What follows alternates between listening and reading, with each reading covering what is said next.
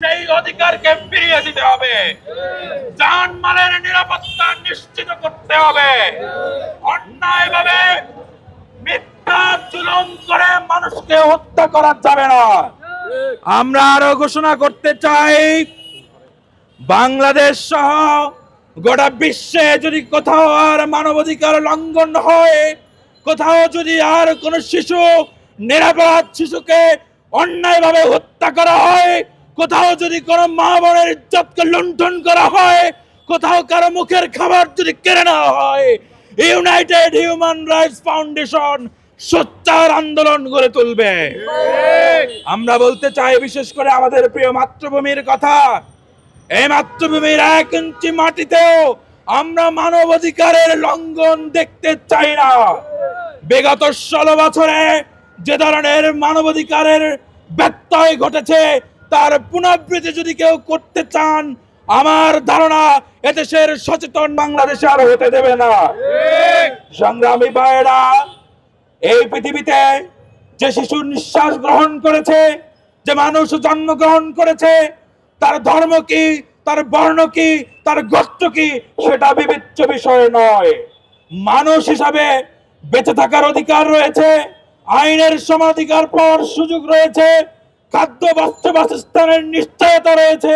এই নিশ্চয়তা ফিরে আজকে আমরা বিশ্ববরদেরকে আহ্বান করতে চাই, প্রতি বছর শুধু রাগ ঢাক করে কর্মসূচি পালনের মধ্য দিয়ে মানবাধিকার দিবসকে সীমাবদ্ধ রাখা যাবে না, বরং প্রকৃত মানবাধিকার নিশ্চিত করতে হবে।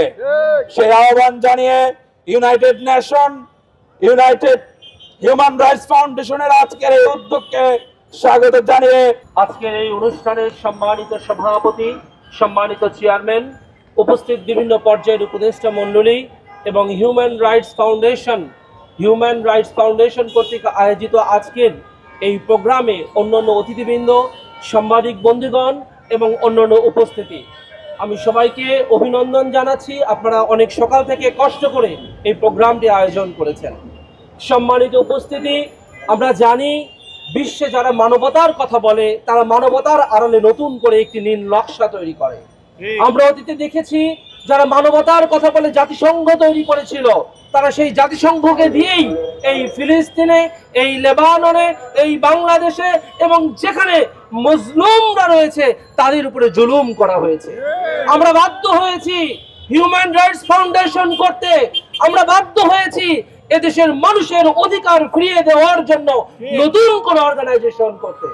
আমরা জাতিসংঘকে বলতে চাই, আপনারা যদি আপনাদের দায়িত্ব পালন করতে ব্যর্থ হন, আপনারা যদি আপনাদের দায়িত্ব পালনকে পলিটিক্যাল দায়িত্ব মনে করেন, আপনারা যদি আপনাদের দায়িত্ব পালনকে রাজনৈতিক কোনো এজেন্ডা বাস্তবায়নের জন্য মনে করেন, তাহলে বাংলাদেশের মানুষ রাজনৈতিক সচেতন, মানব সচেতন, মানব বন্ধু সচেতন। এদেশের মানুষ নতুন কোন অর্গানাইজেশন বিশ্বের বুকে গড়ে তুলতে সক্ষম ইনশাআল্লাহ। আমি আপনাদেরকে বলতে চাই, এদেশের মানুষকে বলতে চাই, আমাদের দেশে আমরা দেখেছি বিগত 15টি বছরে আয়নাঘর তৈরি করা হয়েছে, গুম করা হয়েছে, মানুষকে মেরে ফেলা হয়েছে। তাকে বলা হয়েছে তুমি বলো তুমি অনেক রাজনৈতিক সংগঠন করো, সে বলেছে আমি রিকশাওয়ালা, আমি কোনো সংগঠন করি না, আমি বাস ড্রাইভার। তাকে গুলি করে ছাদ থেকে ফেলে দেওয়া বলা হয়েছে যে এই লোকটা ওই সংগঠনের সাথে জড়িত। সম্মানিত উপস্থিতি, আমি অনেক ডাক্তারকে চিনি, তাদের বাড়িতে গিয়ে তাদেরকে হত্যা করা হয়েছে, হত্যা করে বলা হয়েছে তুমি ওই সংগঠন করো বলো। আমরা এগুলো দেখেছি। আমি বলতে চাই, আমরা একটি সুন্দর বাংলাদেশ গড়তে চাই, যে বাংলাদেশে কোনো অন্যায় থাকবে না, যে বাংলাদেশে মানুষের সাম্যতা থাকবে, যে বাংলাদেশে মানুষের ভালোবাসা থাকবে। আমরা কোনো মাইনরিটি এবং মেজরিটি দেখতে চাই না।